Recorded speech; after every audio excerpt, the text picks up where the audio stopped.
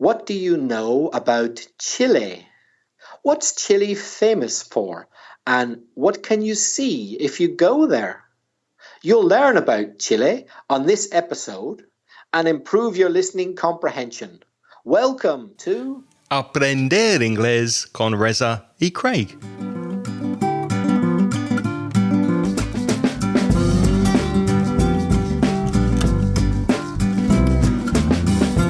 Hi, I'm Reza. And my name's Craig. And with nearly 50 years of teaching between us, we'll help you improve your English and take it to the next level. How are you, Craig? I'm doing very well, thank you. I know we sound a bit different than we usually do. We're still on partial lockdown because of the coronavirus in Spain, so Reza's calling in by phone. How are you doing, Reza? I'm fine. I'd like to get out more. I'm sure most people would agree with me, but I understand that these restrictions are necessary and life's not too bad. What about you? I'm doing okay. I've had a good week. The news of the week for me is that I've had my hair cut. So who did it? The hairdresser, because now we can go to the hairdressers and there's one near to us. So my hair was getting really long and now I can see my computer screen. The hair is out of my eyes. So I'm doing okay. Have you had yours cut yet? No, I didn't know. I didn't know that hairdressers could now open. So I'm going to get myself down to the hairdressers this week then. Yeah, they're very strict on appointments, obviously, because they don't want too many people waiting around in the hairdressers. So you have to book in advance, phone up, get your appointment, and then you can have your hair cut. So it's great. Oh, because mine's really long. I'm going to go. I'm going to get mine done. First this week, we have a voice message from Lucas from Brazil, who, as you will hear, is a true AIRCaholic. AIRCaholic, not alcoholic. AIRCaholic, AIRC, Aprender Inglés con Reza y Craig, AIRC, because Lucas has been sending us lots of voice messages, so it's always good to hear from him. And here's a voice message Lucas sent about studying for the FCE exam. Hi guys, this is Lucas again from Brazil, and now I am on 140. I started before the episode 1 because I listened to all the podcasts just with Craig, and now I'm trying to reach you on episode 305, I don't know, but I already listened the episode that you put my audio, so I am so happy with this, and I'm trying to improve the things that you corrected me. So I'm so glad that you put my audio on your podcast. I'm just trying to get the level to my FCE with you, and I think that I'm improving a lot with your help. Thank you, guys. Yeah, thanks, Lucas. Really good to hear from you. And wow, you're working your way through all of the episodes up to, we're on 311. So you still have a lot to listen to. So good luck with that. And thanks very much for listening. If you want some resources to help you study for FCE, or anyone else who's listening who's studying for the Cambridge B2 exam, there are some links in the show notes for this episode at inglespodcast.com/311. And I'll quickly mention the sites that we've linked to. There's flojo.co.uk. That's a very good site for many different Cambridge exams, but also there are lots of resources there for B2. However, there's no listening practice on Flojo. So go to examenglish.com/FCE, and there you can do some listening practice on that site. And there's also some extra activities for different parts of the exam. And if you want to buy a course to help you pass the exam, on the Mansion Inglés website, we have a first certificate course for sale. It's only €17. Go to store.mansioningles.net, and then you'll find the first certificate course. However, it's only for Windows operating system. So if you are on a Mac, I'm sorry, at the moment there's no Mac course available. What's next, Reza? Next, we've got another message, an audio message from Valentin. And he wants to know how to use the $10 italki credit. Hi guys, how are you doing? I hope you are doing well. My name is Valentin, and right now I am in your webpage trying to find the italki coupon, but I didn't find it. So if you could talk about how to get it, it could be fantastic. Thank you so much. Thank you very much for your message, Valentin. Yes, if you want to get the $10 italki credit, it's very easy. Go to the website inglespodcast.com, and for every episode in which we talk about italki, go to the show notes for that episode and you'll see the italki link and an image of italki. Just click the image or click on the link and that will take you directly to their website where you can register and get that $10 credit. If people don't know what italki is, Reza, how would you explain it to someone who's never heard of italki? Well, I would explain italki as possibly your salvation right now if you're looking for English classes and you're living under lockdown because of COVID-19, because it works online.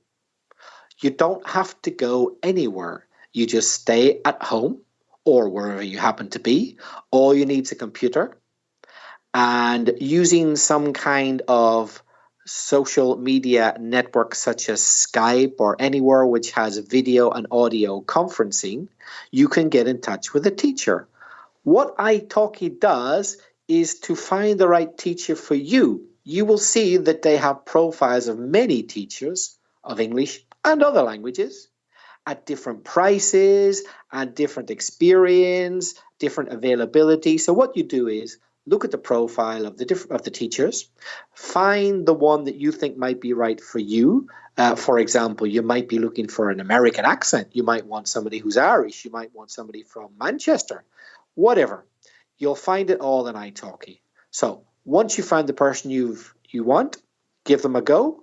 And as Craig mentioned earlier, for joining italki through our website, you will get a $10 credit to make your first purchase. So give it a go. There's never been a better time to try italki online classes than now.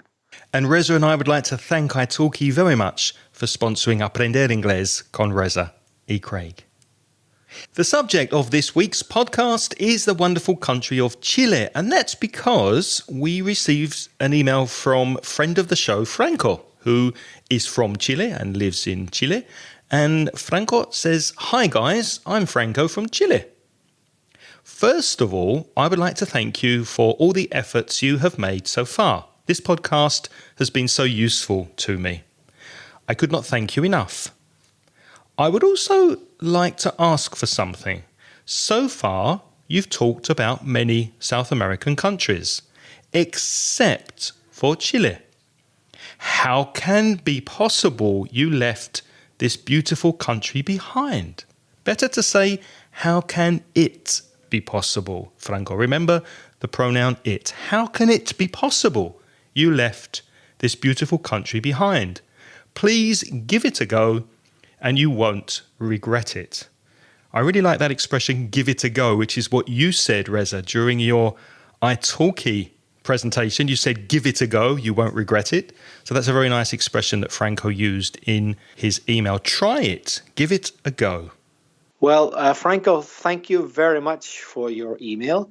And you know what? We're going to give it a go. We're going to talk about Chile. Or should I say, as some people say, Chile. Don't be surprised if you hear English speakers say Chile. So some people say Chile and some people say Chile. Have you noticed that, Craig? Yeah, I think most native speakers would say Chile, but when you start learning Spanish or you realize that the pronunciation is more like Chile, then you kind of adjust the way you say the country's name. But most of my friends in the UK would probably say Chile, which is confusing. Well, not confusing because it's a totally different word, but Chilly means a little bit cold. Chilly. If you feel a bit chilly, then you need to put a sweater or a jacket on. So the pronunciation that most native speakers would say sounds very similar to that word. And of course, you've got Chilli, chili pepper as well, the hot pepper. And you've got the Red Hot Chili Peppers, which are a pretty good band. Yeah, good music. Yeah, I like that. So where is Chile, Reza? Tell us about the geography of Chile. Well, now geography is very important when it comes to Chile because it's quite unique. Chile has the Andes Mountains to the east and the Pacific Ocean to the west. It's not that wide in the middle, relatively speaking, so it's very long. It borders Peru and Bolivia and Argentina. And the capital city is Santiago. Not to be confused with Santiago de Compostela. This is Santiago de Chile, of course. And the population is about 17.5 million people. If you come from Chile, or Chile, you're a Chilean. Chilean. And I know Reza's going to tell us one or two things about the Chilean flag, but let me begin. It's quite similar to the flag of Texas in the US, although it's actually 21 years older than the state flag of Texas. But the colour scheme's quite similar. Are there any differences, Reza? It looks very similar, and you could be easily confused between the two, but the star on the Chilean flag is inside a square. A square, whereas the Texan star is inside a larger rectangle. That's the difference. And on the Chilean flag, the colors, which are red, white, and blue, they symbolize things. But I'm not sure if the same colors in the Texan flag have the same symbolization. I'm not sure that they do. Do you know the colours of the Chilean flag, Craig? Well, I didn't before we started doing research for this episode, but blue, white and red, as you said. And in the Chilean flag, the blue represents the sky and the Pacific Ocean. The white signifies the snow of the Andes Mountains. And the red is the blood spilled in the fight for independence. What does the star represent, Reza? Well, Craig, like you, I must say I didn't know before we checked it out. But now I know that the star, which is white, represents guidance and progress. So there's quite a few elements on the Chilean flag. Let's look at some interesting facts about the country itself, which I actually visited many years ago. And I had a lovely, lovely trip around Chile back in 2012. I went in August 2012. And of course, in August, here is really, really hot in Spain in the summer. But because Chile's on the other side of the world, it was winter. So we weren't able to go to the south of the country because the weather was really bad. There was lots of snow. So we didn't get to explore the south of the country. The one thing that I didn't know, even after visiting Chile, was that it has the biggest swimming pool in the world, and it's located in Algarrobo City on the Pacific coast, and it cost $1 billion to actually build and $2 billion per year to maintain. Wow, that's a lot of money. Imagine cleaning that swimming pool. It's 1,000 yards long. That's over 900 meters. And there's a number here that's really, really long, and I'm not sure what number it is. The litres of water that it actually contains. What is that, Reza? 249 million, is it? It looks at 249,837,177 litres of water. Wow. 35 metres deep. So a massive, massive swimming pool. 35 metres? Yep. Wow. Yep. That's deeper than a lot of the sea coast. That's deeper than many swimming pools are long. Yeah. Wow. What can you tell us about volcanoes in Chile? Well, I guess a lot of listeners probably did know about volcanoes in Chile. Sadly, there's been a lot of tragedy over the years because Chile has around 500 active volcanoes. So it's one of the most active countries on Earth when it comes to volcanoes. Among the better known Chilean volcanoes are Cerro Arul and Cerro Hudson. And 60 Chilean volcanoes have erupted in the last 450 years. That's a lot. That's a lot of eruptions. Yeah. But it must be part of the ring of fire that we've spoken about with many countries in South America. Yeah. Most of you probably know that the Atacama Desert is in Chile. It's the driest place on Earth. And there are some parts of the Atacama that has never had a drop of rain. It's never, ever rained in some parts of that desert. And it's probably the oldest desert on Earth, which is another claim to fame. The Atacama Desert is used for a couple of things. They've tested Mars rovers in the desert because they've simulated conditions on the moon and on Mars and other planets. So rovers are small mechanical vehicles that are specially built to travel across unusual dry terrain. So the best place on Earth to test these interplanetary vehicles is the Atacama Desert because the conditions are very similar to those on Mars. It's also a place for observatories and telescopes because the sky is really clear in this part of the world. There's very, very low light pollution because it's a desert and there aren't many people living there. So I actually when I was in Chile, I went to a place that was quite near the Bolivia-Argentinian border where there was an observatory, and we did a tour and we saw the night sky, and it was absolutely beautiful. You have no idea there are so many stars in the sky until you go to a place like the Atacama and you can really see the night sky in all its glory. It was absolutely amazing. Now, I'm not sure if we have many Chilean couples listening to our podcasts. They might know, or they might be interested to know, that Chile has a particularly low divorce rate. I wonder why that is. Not many people get divorced there. Why? Well, because it was only legalized in 2005. That's right. Okay. They only made it legal in 2005. So before that, you simply couldn't get divorced. It was illegal. And even today, not many people get divorced. So in that respect, Chile is a very conservative country when it comes to marriage and divorce. Or maybe because when people fall in love in Chile, they fall in love forever. Could be. Could be. Because it is a very romantic country. Did you fall in love when you were there, Craig? I didn't fall in love when I was in Chile, no. Although I have met people from Chile outside of the country, and they did strike me as people who were very romantic and they followed their heart and not their head. So I can understand why there's lots of romance in Chile and people stay together for a long time.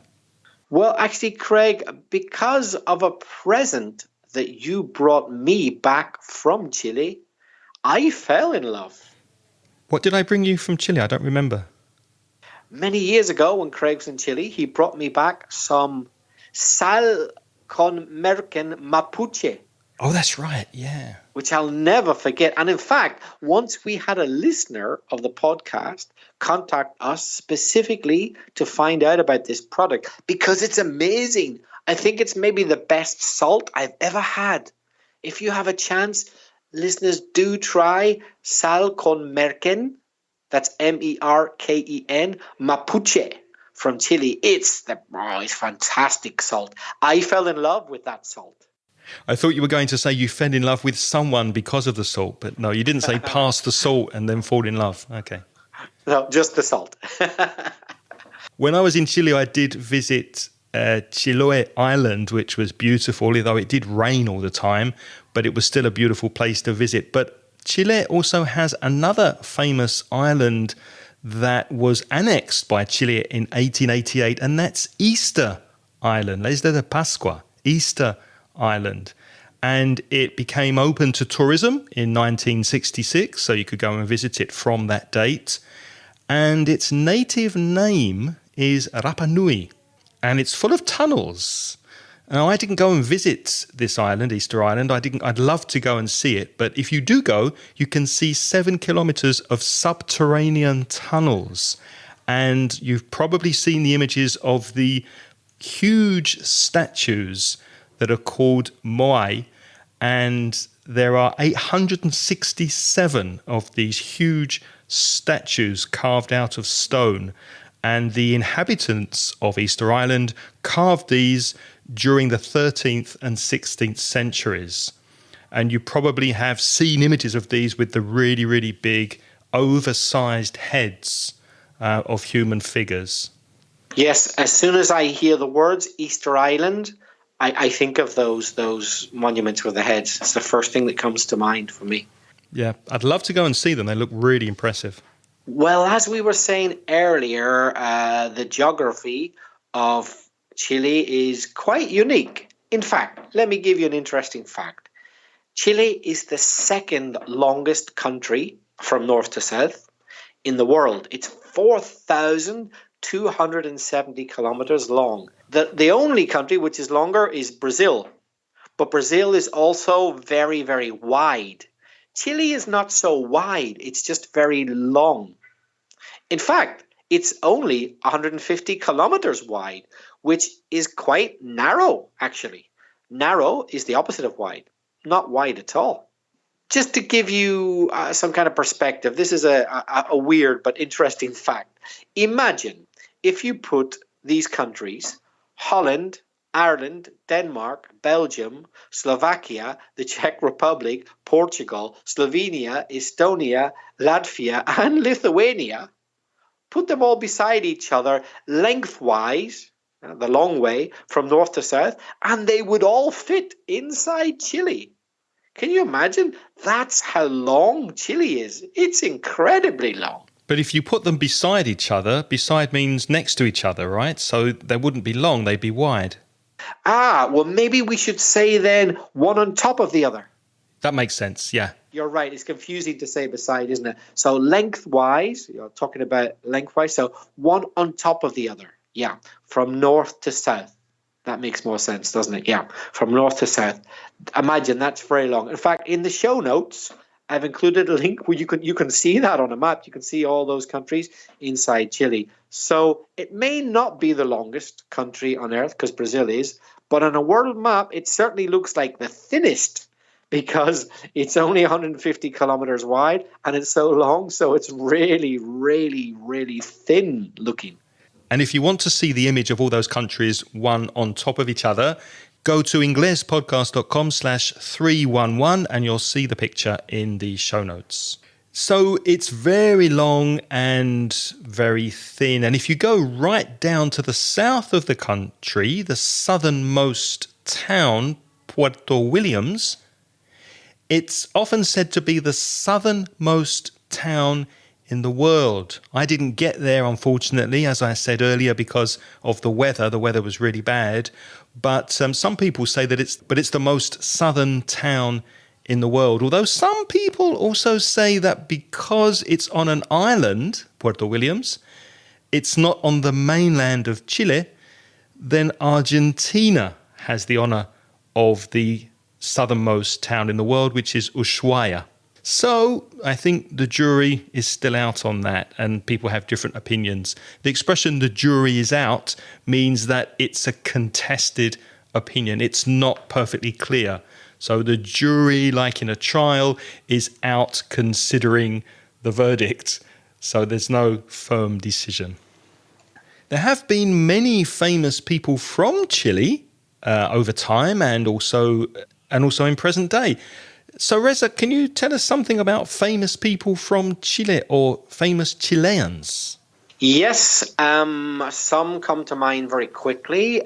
Pablo Neruda would be familiar to many people who speak Spanish and also many people who don't speak Spanish.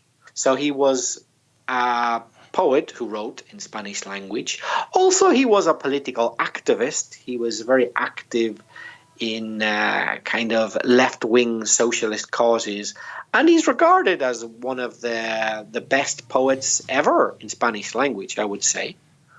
Can you think of any other literary figures from Chile? Was a famous female writer that many people would know, Isabel Allende, and I've never read any of her works. Have you read any books that she's written, either in English or in Spanish?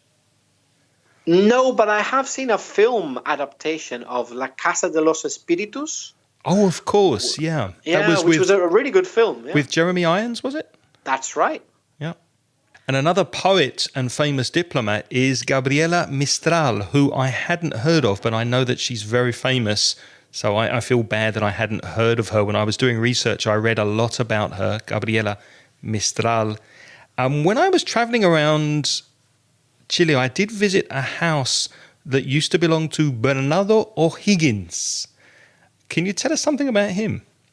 Have you been in his house, have you? I went past it. I didn't go in because we were on a guided tour, so it didn't actually take us there. But we were told about it, and we were told that he was a very famous Chilean. So O'Higgins, any surname which begins O plus an apostrophe, O'Higgins, O'Hara, etc., is generally thought of as Irish. So Bernardo O'Higgins Riquelme, his full name, sounds a bit Irish because he was of Irish ancestry. But he wasn't born in Ireland, right? No, he wasn't born in Ireland, but I think a grandfather or grandmother somewhere along the line was. So he did have Irish ancestors and Spanish ancestors. And somehow his family ended up in Chile. And then he, Bernardo, became a founding father of Chile. To found, F-O-U-N-D, to found, not the past of find, found, but the verb to found. To found something means to start it, to help build it from the beginning. So Bernardo O'Higgins was one of the most important founding fathers of Chile.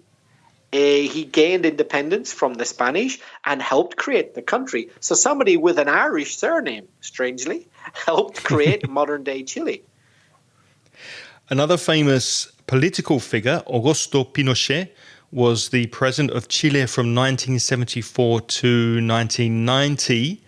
And he became president after the US kind of backed a coup, a military coup, a coup d'etat, which removed the president before him, Salvador Allende. And Pinochet was born in Valparaiso, which is a beautiful coastal city that we visited when we were there, with lots of colourful houses and a really nice place to walk around the winding streets of Valparaiso. So yeah, Pinochet was a very controversial president, and he was president of the country until 1990. A long time. You said from 1974 to 1990, 16 years. Yeah. The only cities which are very famous for me from Chile are Santiago, Valparaiso. I can't think of any more. Not many come to mind. Can you think of any other famous Chilean cities? The ones I remember most, La Serena, which is a coastal city, and San Pedro de Atacama is a beautiful city in the desert in the north of Chile. And I spent 4 or 5 days there. It's a little bit touristy. So when you go and you stay there, you do get the feeling that you're a tourist, and it's a town that's been adapted to tourism. And that was where we did the observatory night star viewing from, where we went to see the night sky from San Pedro de Atacama. So it's a beautiful part of the country, and I remember that very, very well. And as I said before, the island of Chiloé. But there are many other places that I can't remember the names of that we did pass through and spend some time in while we were there, yeah. So we've talked about literary figures, writers, poets. We've talked about politicians, leaders. What about some kind of lighter culture? For example, sport. Can you name any famous Chilean sports people, Craig? Well, followers of FC Barcelona will know Alexis Sanchez, who's from Chile, and he played for Barcelona. He also played for the Chile national team for a few years. At the moment, apparently, and I did not know this, he's at Inter Milan because he plays for Manchester United, but they've loaned him to Inter Milan to be on loan. So Manchester United have lent him to Inter Milan, although obviously at the moment with the lockdown, no games are happening, but that's where Sanchez is now. Can you think of any actors that people might know? Well, I didn't know really about this person. I'd heard the name, but I investigated and found out a little bit on internet about Nicole Polizzi, or as some people might say, Snooki. And Snooki is an actor, and she's best known for the MTV reality show Jersey Shore. Have you seen Jersey Shore? I've seen bits of it, but I wasn't able to bear more than about 5 minutes. Is it that bad? I've never seen it. It's one of those things that for me, it's so bad, it's good, if that makes any sense. Because you laugh so much. Yeah, it's just, for me personally, because I just can't possibly take it seriously. Yeah. So whenever they're trying to be serious, it's kind of so bad that it ends up amusing you. So whenever they... Put it like this, whenever they think they're amusing you, they're not. But whenever they're not trying to amuse you, they highly amuse you. That's the weird thing about Jersey Shore. Kind of fighting about who's boyfriend or girlfriend and who looks better and this, that, and the other. It's kind of fun. So Snooki has made a living out of that, and she's done a bit of acting and a bit of singing, I think, as well. But I shouldn't make fun of her because she's one of the highest paid reality stars in the world. How much does she earn? $150,000 per episode. So the fool is me, not her. She's a very smart woman. Unbelievable. $150,000 per episode. I wouldn't mind earning that in a year. That's amazing. But I'm not a big fan of reality shows. I'm not very keen on reality shows, so I don't watch them often. No, me neither. Craig, just before we wind up, is there anything else that comes to mind? Any stereotype or any image when you think of Chile? I have a feeling you're going to tell me one. Go on. Well, I'm just curious if it's the same as mine. I think of clams. You think of clams? Almejas. Yep, that's almejas. You heard me right. Because in Spanish supermarkets, it's so easy to find clams from Chile in a tin. Almejas, and they're often from Chile, and they're really good. So I think of Chilean clams. Well, I wouldn't know that because I never eat clams, but I eat a lot of avocados, and I noticed that a lot of avocados come from Chile. Another thing I think of, I don't know if it's true or not, but an image I have in my mind is that there are a lot of mines in Chile. Did you see many mines? Mines for what? For gold or silver or coal? I think for lots of things. I think for coal and possibly for other metals. A mixture of things. Maybe things like iron ore and, maybe things like, I don't know, copper, all sorts of things. I've got the feeling that there are lots of mines in Chile. Does that sound familiar to you? Did you see any when you were there? I did not.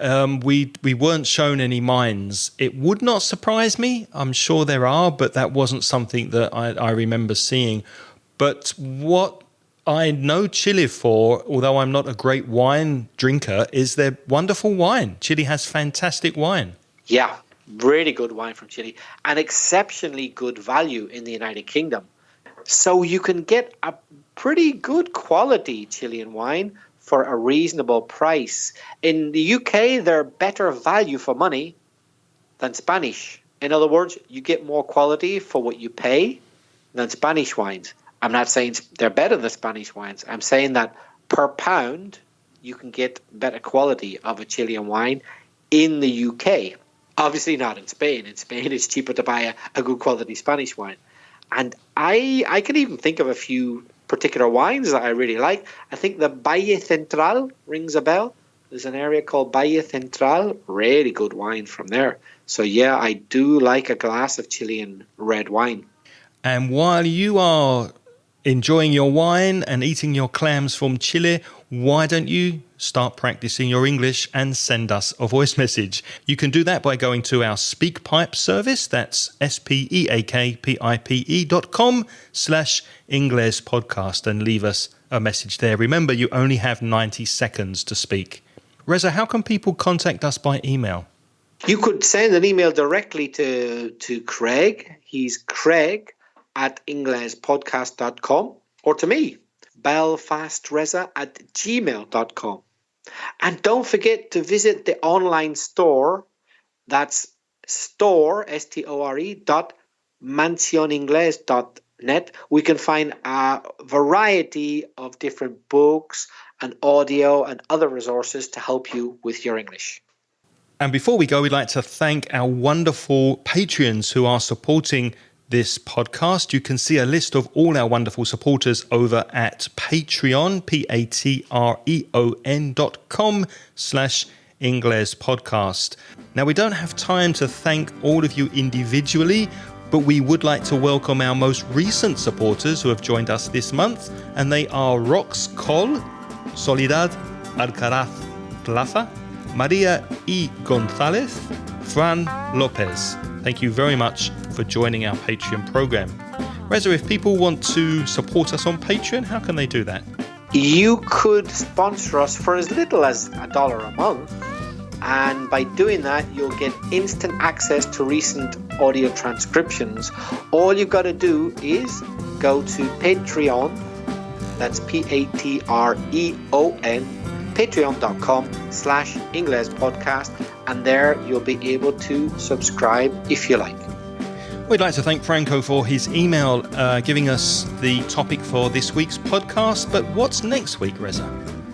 On next week's episode, we've got Beyond the English Language. So until next week, thank you for listening this week. Until then, it's goodbye from me.